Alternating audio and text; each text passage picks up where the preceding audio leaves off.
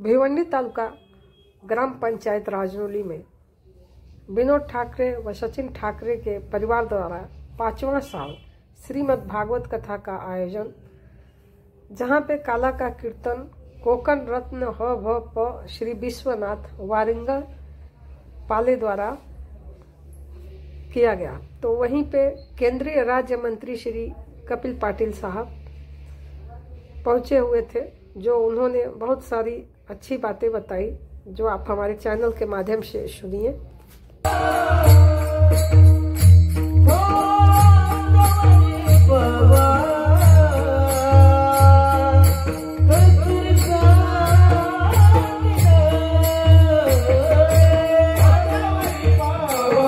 सुंदर दिसायचा, गायी चालायला गेले, गायी डोंगरावर चालतात आणि आता ही मुलं यमुनेच्या वाळवंटामध्ये खेळतात।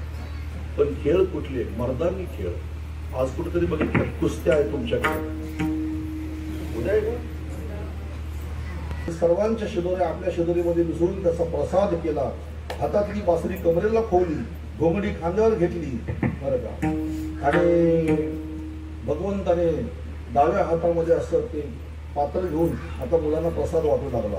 विव्रत वेणू जधर पटयो शृंग वेत्रेच कक्षे वामे पानोम सुर्ण कवलम तत्फलानामलेषु ग्यारे दही भात आम्हा देतो पंढरीनाथ। भानुदास गीती गाता प्रसाद देतो पंढरीनाथ। कुंडली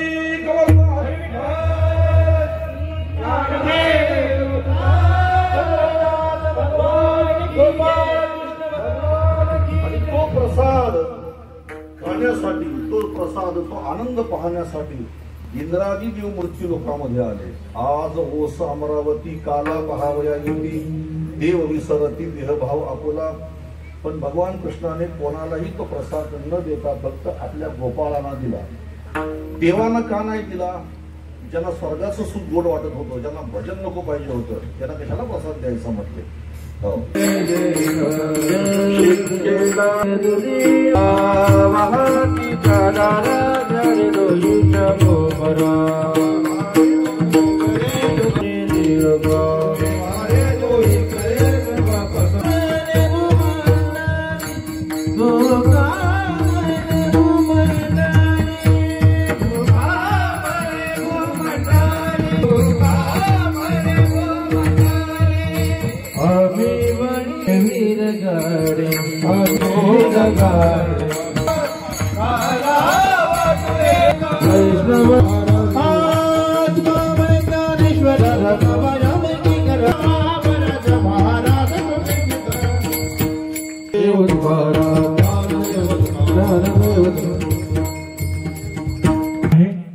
पुंडलिक वंदे हर विठ्ठल श्री ज्ञानदेव तुकाराम।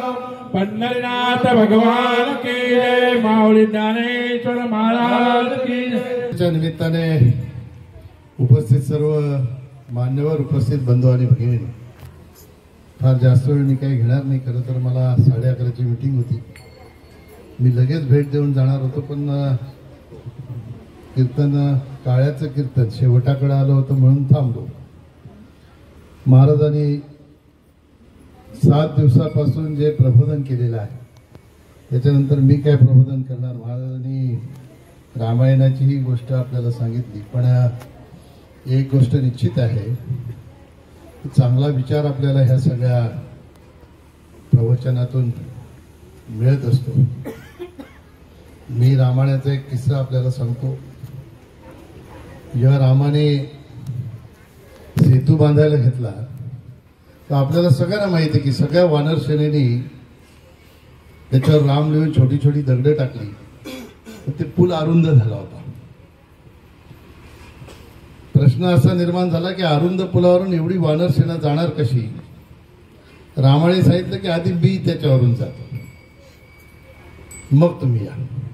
जसं श्रीरामाचा पाय त्याच्यावर पडला, तसं समुद्रातले सगळे जलचर जे आहेत त्या पुलाखाली दगडासारखे एकत्र येऊन जमा झाले आणि त्या पुलाला खालून सपोर्ट दिला आणि त्याची रुंदी आपोआप वाढली।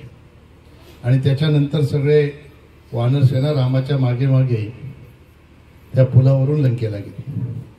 अंगदानी पलीकडे गेल्यावर रामाला विचारले, सगळं जर तुम्हालाच करायचं होतं तर आम्हाला एवढी ही सगळी दगडं टाकायला कशासाठी सांगितलं? रामाने सांगितलं की तुमचा पुरुषार्थ होता म्हणून माझ्या कृपेने हा पूल रुंद झाला. पुरुषार्थाशिवाय कृपा करता येत नाही. आता हे महाराज कृपा करायला आले, तुम्ही पुरुषार्थ करता, पण विचारांचा पूल आपल्याला बांधायचा असेल, ह्यांनी जी कृपा केलेली आहे त्या कृपेचा प्रसाद आपण सेवन करून भविष्यामध्ये तशा प्रकारचं आचरण केलं पाहिजे, तर आपल्याला लंकेला पोचता येईल. आता लंकेला जायचं नाही, पण विचारांच्या लंकेला निश्चित आपल्याला पोचता येईल. मला विश्वास आहे की समाजामध्ये अशा प्रकारचं प्रबोधन करून आपल्याला ज्या मार्गावर नेण्याचा प्रयत्न वारिंगे महाराजांनी गेल्या 7 दिवसापासून केलेला आहे, पण जाताना चांगल्या विचाराने राहिलं पाहिजे, चांगलं कर्म केलं पाहिजे. तर शेवटी कर्मफळ हे कोणाला चुकत नाही. मी महाराज नेहमी एक गोष्ट सांगतो. एका बागेमध्ये एकाने आंबे बघितले, त्याची इच्छा झाली आंबे तोडण्याची. तो गेला, त्याने आंबे तोडले आणि आंबे खायला सुरुवात केली. आंबे खाऊन झाले, पण त्याच्यापूर्वी असं होतं, आंबे बघितले कोणी?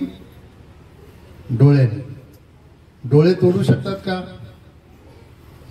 मग तिथं गेले कोण? बघितलं डोळ्याने, गेले पाय तोडू शकत नाही म्हणून तोडलं हाताने.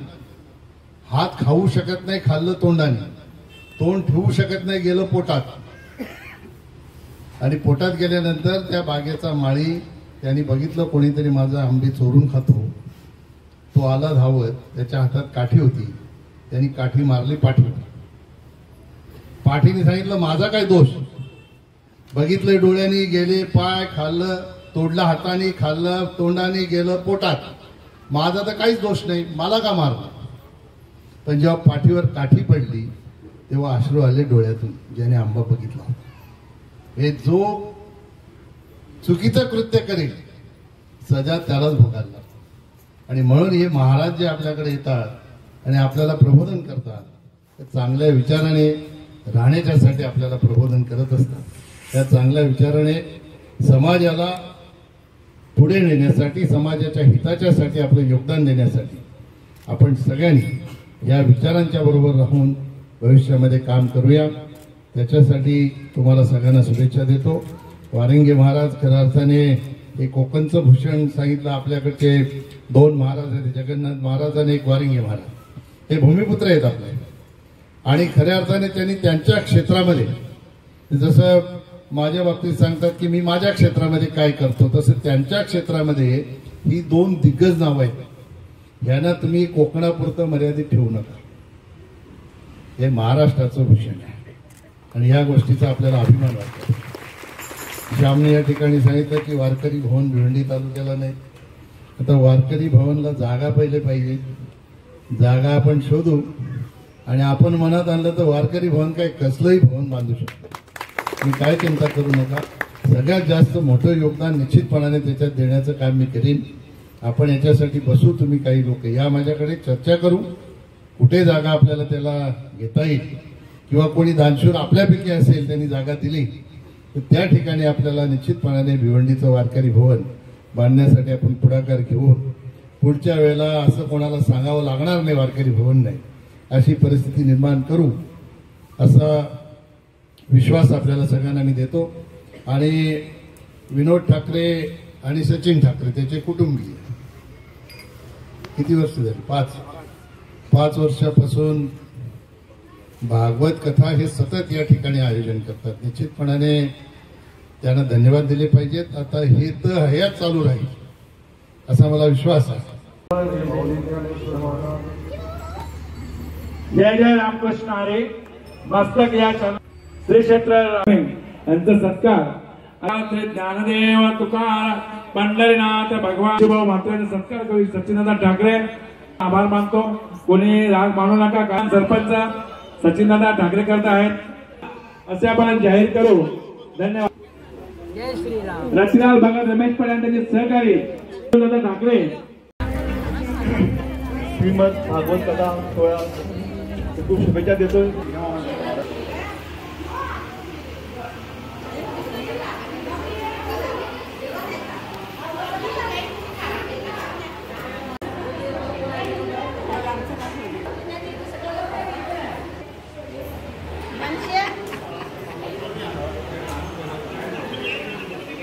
आम्ही आता फोन